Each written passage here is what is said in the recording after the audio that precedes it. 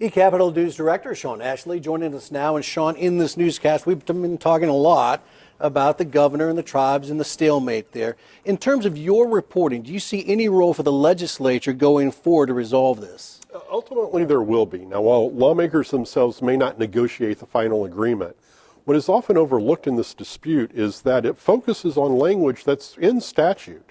It was approved by voters more than 15 years ago, and it set in place those model compacts.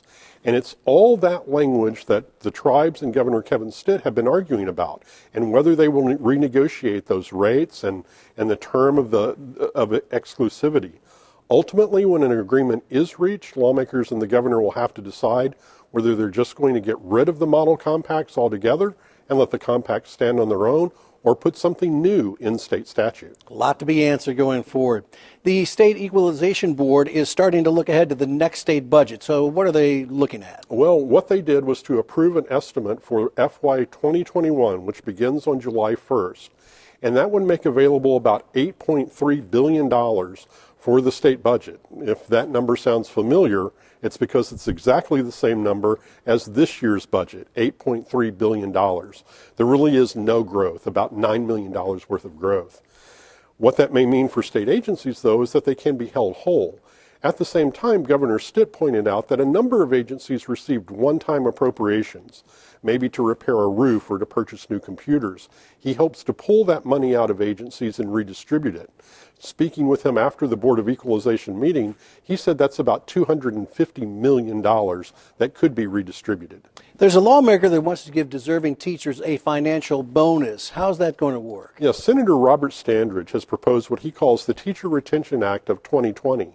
And what it would do is look at sort of a performance pay approach based on the national board certification that teachers work through and apply for, as well as other good work that they're doing in their classrooms. Initially, it would be a $1,500 bonus, but over time that could grow all the way to $5,000. And that bonus would be paid by the State Board of Education, not the local Board of Education. That's real money, though. Quickly now, the Incentive Evaluation Commission has set which tax breaks and credits it's going to review. What are they going to look at? Well, it's deja vu all over again. The commission has finished its first 4-year review period and has looked at the majority of the state's tax credits and incentives. It's now going back to those first-year incentives, things like the 5-year manufacturing ad valorem tax exemption and the Oklahoma Film Enhancement Rebate, to look at those again.